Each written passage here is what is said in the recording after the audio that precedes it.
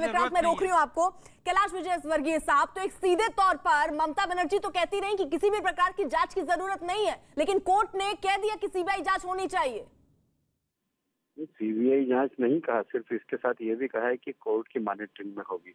और इसलिए अब सीबीआई पे भी हमेशा ममता जी सेंट्रल एजेंसी का आरोप लगाती है कि वो राजनीतिक दृष्टिकोण से जांच कर रही है, पर अब इसकी मॉनिटरिंग हाईकोर्ट के चीफ जस्टिस के वाली कमेटी करेगी।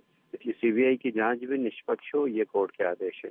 दूसरा, एक एसआईटी गठन का भी कहा है, जिसमें एक सुप्रीम कोर्ट के जज हो रिटायर और कुछ बंगाल सरकार के अधिकारी हो, और वो एसआईटी भी अपनी रिपोर्ट प्रस्तुत करे। तीसरा, मुआवजे की बात भी की है, उन लोगों को राज्य सरकार की योजना के अनुसार उन लोगों को मुआवजा ही मिले जिनके घर में आग लगी है, जिनके साथ रेप हुए हैं, जिनकी हत्याएं हुई है, उनको मुआवजा भी दे।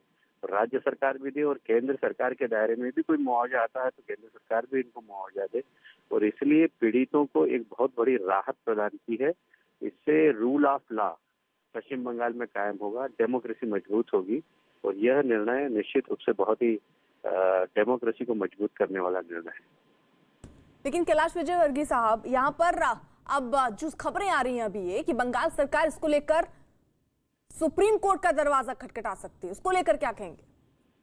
नहीं, हमें विश्वास है कि जो पीड़ित हैं उनको न्याय सुप्रीम कोर्ट से भी मिलेगा, क्योंकि बंगाल की हालत इस प्रकार की हो गई है कि वहाँ पे रूल ऑफ लॉ नहीं है, वहाँ डेमोक्रेसी नहीं है, और वहाँ कोई एक व्यक्ति राज जगह उसी का कानून चलता है।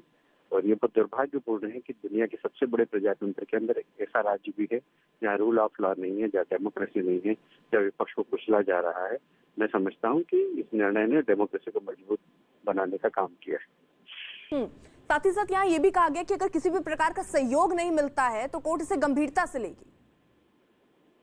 निश्चित रूप से राज्य सरकार के जो ब्यूरोक्रेसी है वो उसका पूरा राजनीतिकरण हो गया है। एक नेक्सस काम कर रहा है वहाँ राजनेता, भ्रष्टाचारियों का और गुंडों का और अधिकारियों का, और इसीलिए वहाँ रूल ऑफ लॉ नहीं है। और यदि वहाँ पर राज्य सरकार सहयोग प्रदान नहीं करेगी तो कोर्ट इसको कोर्ट के संज्ञान में आएगा, तो कोर्ट निश्चित रूप से अगला निर्देश भी दे सकती है। और इसलिए हमारे न्यायपालिका ने जो आज का आदेश दिया है और डेमोक्रेसी को मजबूत करेगा और रूल ऑफ लॉ पश्चिम बंगाल में आएगा, ऐसा मानना है। कैलाश जी, अभी आप कह रहे थे मुआवजे की बात, देखिए कोर्ट की तरफ से कही गई है, राज्य सरकार को मुआवजा देना होगा उन लोगों को जिनके साथ जो लोग इससे प्रभावित रहे हैं, इस हिंसा से सीधे तौर पर प्रभावित हुए हैं। केंद्र की तरफ से भी कुछ मुआवजे का ऐलान कोर्ट की तरफ से क्या कहा गया, ऐसा कुछ? कोर्ट ने कहा है कि अगर केंद्र सरकार के नियम में भी इस प्रकार के लोगों को मुआवजा देने का हो तो वहां से भी मुआवजा प्राप्त कर सकते हैं। तो क्या फैसला होगा केंद्र का, सर? नहीं, अभी तो चूंकि उन्होंने कहा है कि केंद्र में अगर इस प्रकार के रूल्स हो, इस प्रकार की सुविधा हो, इस प्रकार की योजना हो, तो केंद्र सरकार भी इनको दे सकती है। उन्होंने केंद्र सरकार को निर्देश नहीं दिया, उन्होंने कहा है कि यदि उनको किसी मुआवजा पाने का हक है, कोई रूल्स के अंदर है केंद्र सरकार के, तो केंद्र सरकार भी इनकी मदद करे। जी, चलिए, बहुत बहुत शुक्रिया कैलाश जी आपका जुड़ने के लिए। तो बहरहाल जो बड़ी बातें हैं, जो आज कोर्ट का आदेश आया है, वो जरा एक बार जल्दी से आपको बता दें।